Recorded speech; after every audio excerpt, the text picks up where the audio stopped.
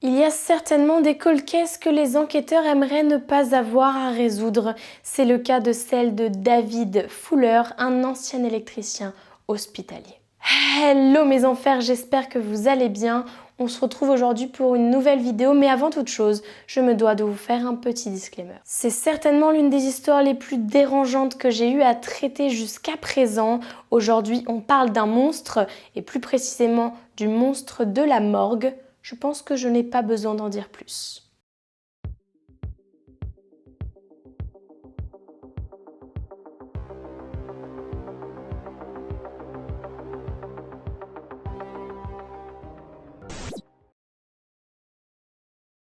Nous sommes en Angleterre en 1987, dans la petite ville assez calme de 50 000 habitants de Royal Tunbridge Wells, située dans le Kent. Le lundi 22 juin 1987, Wendy Nell, une fille de 25 ans, sort du travail vers 17 h et se rend chez son petit ami. Elle passe la soirée avec lui et vers 23 h, il la ramène chez elle. Elle vit sur Guildford Road dans un petit studio. Le lendemain, les collègues de Wendy appellent Ian car cette dernière ne s'est pas présentée au travail et en plus de ça, elle ne répond pas au téléphone. Il se rend alors chez elle et découvre avec horreur le corps de sa petite amie nue, couvert de sang. Elle a été agressée, battue et étranglée. Les enquêteurs pensent que son meurtrier est rentré par une fenêtre arrière car elle était défectueuse et surtout parce qu'ils n'ont pas trouvé de signe d'effraction. Sur le chemisier blanc de Wendy, l'équipe médico-légale trouve une empreinte de chaussure, certes une empreinte partielle, mais ce qui est intéressant, c'est que c'est un type de chaussure de course et un type de chaussure bien particulier. Il retrouve aussi une empreinte digitale sur un sac plastique, mais c'est tout. Il n'y a aucun autre indice, donc aucune piste ne peut être amorcée. 5 mois plus tard, le 24 novembre 1987, Caroline Pierce, une femme âgée de 20 ans, est enlevée alors qu'elle se trouvait dans le parc Grosvenor. C'est situé à environ 2 km de là où vivait Wendy. Elle a été vue pour la dernière fois par le chauffeur de taxi qui l'a déposée chez elle vers minuit. Des voisins affirment qu'ils ont entendu des cris dans la nuit. Le lendemain, les enquêteurs se rendent chez elle. Ils ne trouvent pas Caroline, ils fouillent sa maison mais ils ne trouvent rien. Ils vont même jusqu'à fouiller les alentours. 3 semaines plus tard, le 15 décembre, dans un champ près de Romney Marsh, c'est une soixantaine de kilomètres de la ville où Caroline vivait, un ouvrier agricole découvre son corps dans un fossé de drainage. Elle aussi était nue, elle avait été agressée sexuellement, violemment battue et étranglée.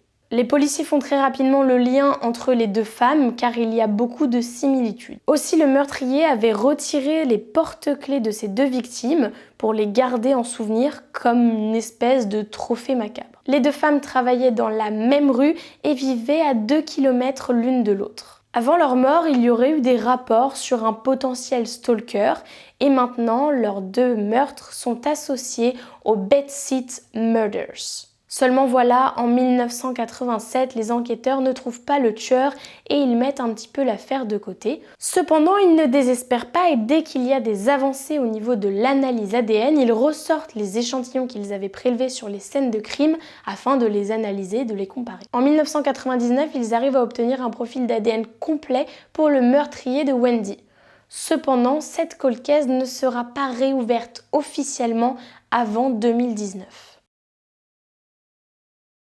2019, c'est la date d'une réelle avancée qui a été faite par les équipes médico-légales. En effet, ils ont pu vérifier les profils d'ADN des personnes étant susceptibles d'être liées au tueur. Après avoir analysé 1000 échantillons d'ADN, une liste de 90 personnes est établie et sur cette liste, ils en ressortent 20 suspects. Dans cette liste, un proche de David Fuller s'y trouve. Les points de comparaison déterminent notamment qu'il y avait 160 000 fois plus de chances que l'ADN en question appartienne à David Fuller qu'à n'importe qui d'autre. David Fuller, c'est un homme de 66 ans qui est marié, qui a 3 enfants.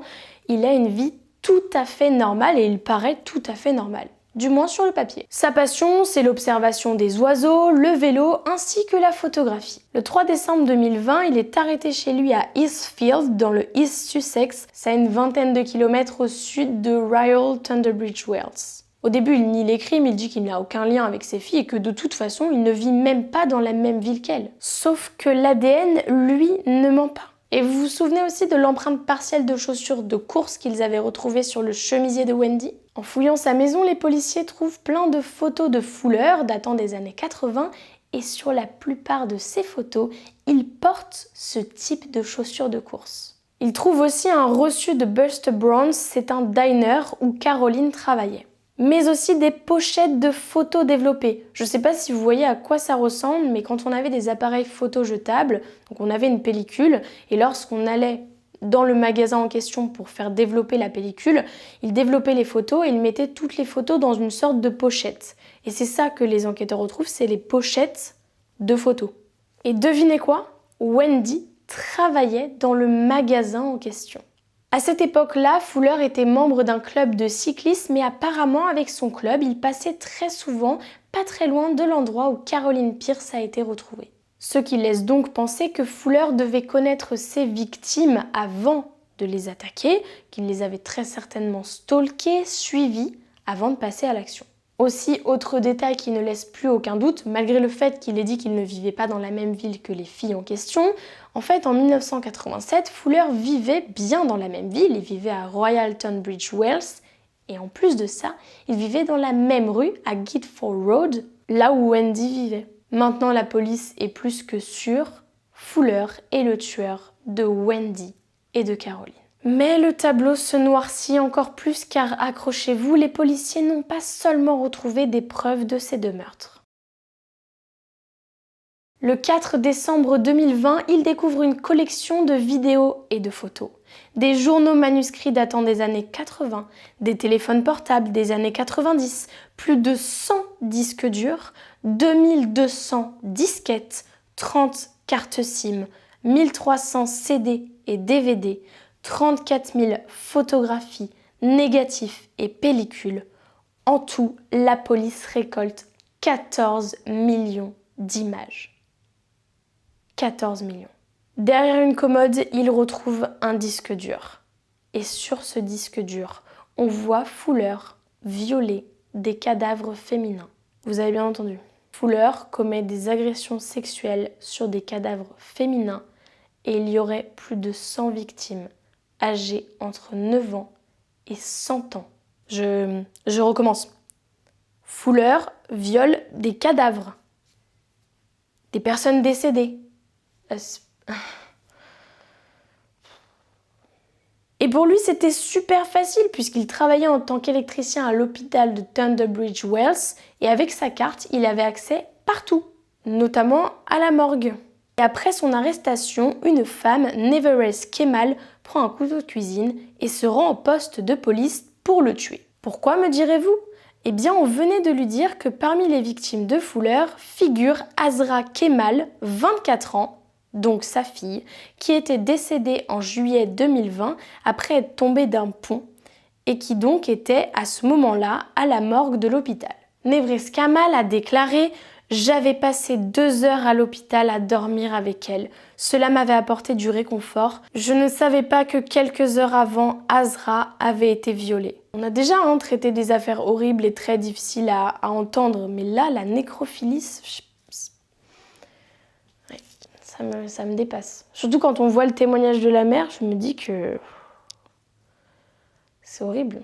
Désolée, je vous avais prévenu que l'histoire était un peu dérangeante. On va quand même finir l'histoire, mais moi, je comprends pas en fait comment on peut faire ça. Et, je sais que normalement, je suis censée être impartiale, mais face à des affaires comme ça me... Pourquoi en fait? Pourquoi? À noter aussi que sa femme Mala, qui a vécu pendant 20 ans avec Fuller, l'a quitté après son arrestation. En janvier 2021, Fuller est inculpé des assassinats de Wendy Knell et Caroline Pierce perpétrés en 1987, mais aussi de 44 accusations à caractère sexuel commises sur 78 cadavres. Le jeudi 19 août 2021, Fuller plaide coupable pour les 2 assassinats. Cependant, pour les nombreux actes de nécrophilie commis entre 2008 et 2020, il ne parle pas vraiment. En effet, pendant son interrogatoire, il dit seulement qu'il reconnaît ce pourquoi on l'accuse, mais il ne rentre pas plus dans les détails. Bon, ceci dit, c'est peut-être mieux comme ça. Dans un communiqué, le parquet britannique déclare que les preuves d'infraction sexuelle étaient d'un genre qu'aucun tribunal britannique n'avait jamais vu auparavant. Et selon eux, il s'agit d'une affaire sans précédent dans l'histoire judiciaire du pays. Les policiers se rendent compte que les viols ont été commis entre 2008 et 2020, commence alors un travail de fourmi afin d'identifier chaque victime qui sont sur les images vidéo ou les images, les photos. Il lance l'opération Sandpiper pour identifier un maximum de victimes. Cette opération a coûté 3 millions d'euros, mais elle ne sert pas seulement qu'à ça. Elle a également permis à des dizaines d'agents de liaison d'être formés spécialement pour aller annoncer la nouvelle aux familles des victimes, mais également pour les accompagner après l'annonce de la nouvelle. La police passe au crible 150 000 heures de vidéos pour décrypter les actions de Fuller. Il aura fallu 10 mois pour que des ordinateurs surpuissants puissent identifier les victimes. Ils ont même utilisé des logiciels utilisés normalement dans le cadre de catastrophes à grande échelle. Ils ont pu identifier 82 des 101 victimes présentes sur les vidéos. Comme je vous l'ai dit, elles sont âgées entre 9 et 100 ans. Les policiers pensent qu'il y en a plus car ils ont identifié que les victimes qui ont été filmées,